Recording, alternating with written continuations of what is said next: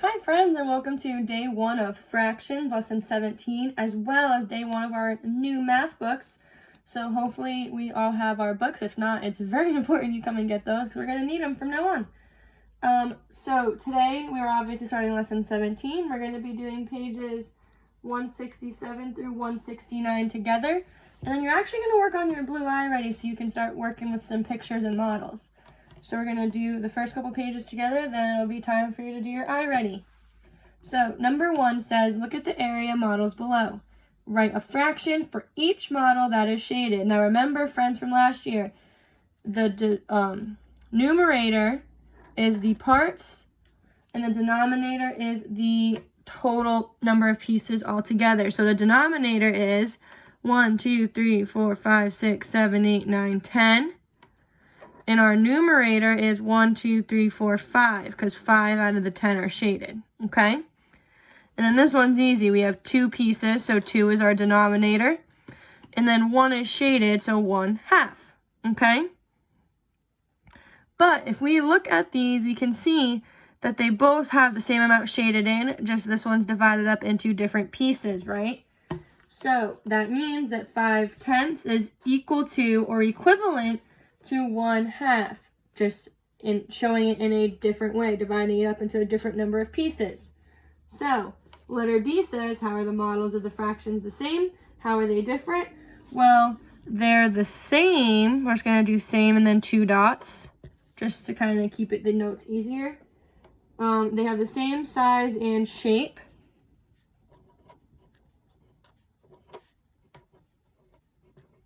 However, they're different because they have, and they have the same amount shaded, right?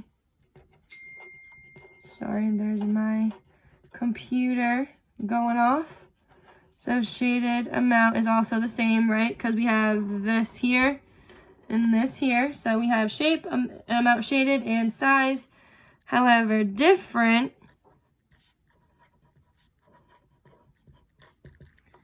is that they have different size parts.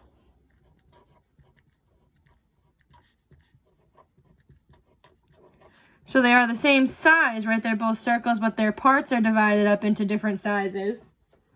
And they also have the different number of parts. That is just the number sign. And different number of parts shaded. So again, the size and everything is the same, however, the parts that it's divided into are different, right? So different size parts, different number of parts shaded, but they have the same amount shaded, and they have the same shape and size. So just explaining that it's divided up into smaller pieces here, but it is still the same idea as this one. So that's the circle model. The rectangle model is a little bit easier to find equivalent fractions because they visibly line up. So equivalent fractions name the same part of a whole. So we're going to underline that because that's the definition of equivalent fractions. They name the same part of a whole. Shade the models to show fractions equivalent to 1/2, then name the fractions. So all we're going to do is we're going to shade up until this line in each of our bars. So we have 1, 2, and then for this one we have 1, 2, 3, 4, okay? But they're all equal. They all go to the same spot on the line. Now, this one has 2 out of 4 shaded, and this one has 4 out of 8 shaded, but all that means is that these are equivalent. They line up, they are equal, okay? Again, it's a lot easier with the bar model like this instead of the circle model, just because you can physically see how it lines up. But if you have any questions at all, a lot of this should be review from last year, but if it's not, feel free to ask. And if you feel confident, we're just going to move right on along to page 368. So this is just kind of explaining how fractions work, okay? So number 3, shade each model to represent the fraction shown. So for this one, we're going to circle 1/3 or shade 1/3. So 1 out of the 3 are shaded. Now for this one, we want 2 out of 6. So we have 1, 2 out of the total 6. But again, friends, if we look, they line up, right? Meaning they are equal. So is the size of the area you shaded in the model the same? Yes. How do you know that 1/3, 2, 6? Oop, I forgot 4 12ths. Sorry, friends. So 1, 2, 1, 2, 3, 4, 5. So this one's a little trickier because I just colored in the wrong thing. So pretend that that's not there. Sorry, friends, I got a little excited with my shading. But if we look, they all still line up. So how do you know that 1/3, 2, 6, and 4 12ths are all equivalent? The fraction's name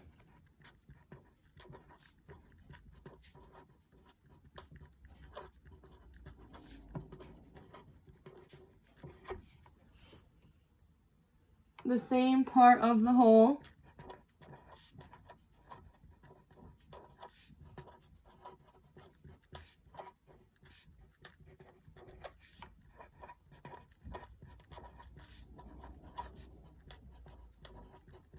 so they're all equal. I don't have enough room for equivalent, but so they're all equal. And we can see that, right?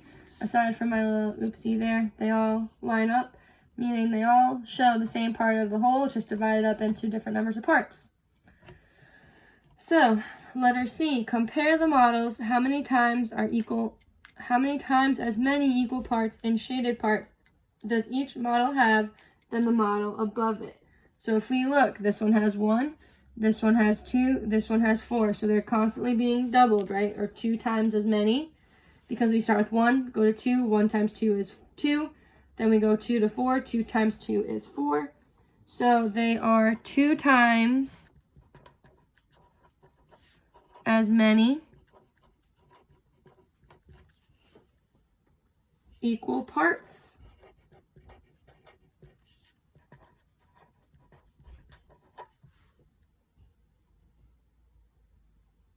And 2 times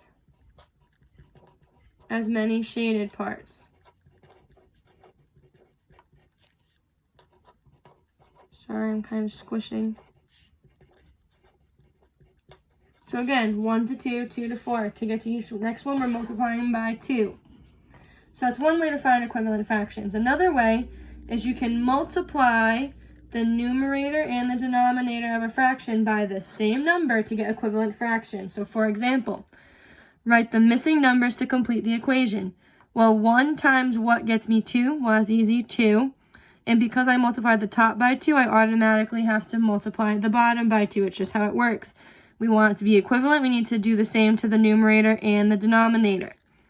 So, in that case, how many times as many is the numerator and denominator in 2 6 as in 1/3?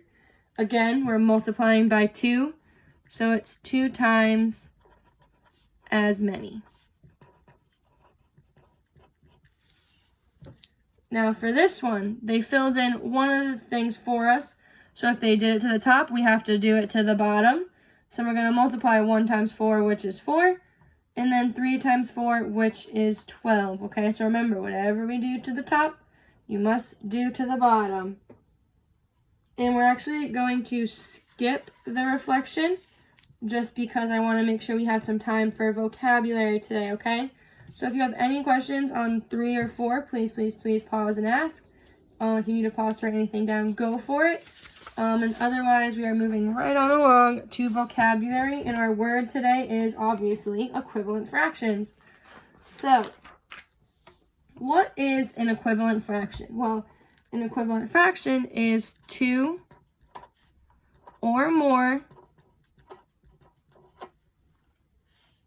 different fractions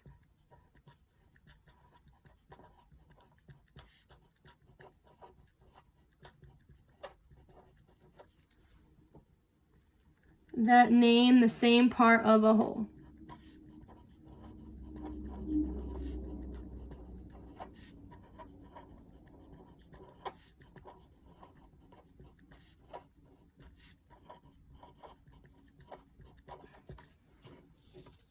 Now, what I know about it is we just learned we can multiply the top and bottom, so the numerator and the denominator, to make one, right? So not only can we show it by drawing a model, we can also multiply. So I can multiply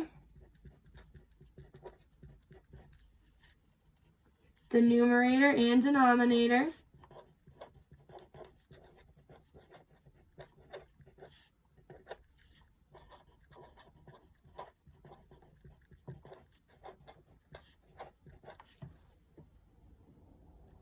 of a fraction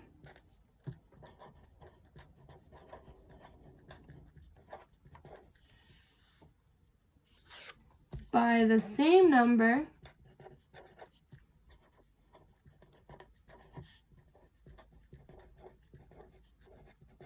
to make an equivalent fraction. And then we just need some examples. So example number 1 is our circle model. So we have 1 out of 2 parts shaded here. So 1/2 is equal to, we're going to pretend that these circles are even. Miss Dion is not the best drawer. But we can say 1/2 is equal to 2/4, right? Because it's the same side shaded. We can also do the same thing with the bar. So we have 2 bars. And we have 3 shaded here. I'm sorry, 3 parts here and 1 shaded. And then we have 2 shaded here. So we have 1/3 and 2/6, right? Then what we can talk about also is what we talked about up here. So we can say 1/2, and then if we multiply both top and bottom by 3, we get 3/6. So 1/2 is equal to 3/6, okay? So again, this page is just important. We're going to circle it and star it just for examples and to help us with our vocabulary, okay? So if you need to pause to write any of this down, go for it. And as you finish, you're just going to jump right on in to your blue iReady lesson on equivalent fractions. I think it's just best to jump right in with the iReady since you're going to be able to manipulate some models and see some pictures to help get the idea of the parts and wholes. So if you need anything, I'm in the meet. If not, happy iReady.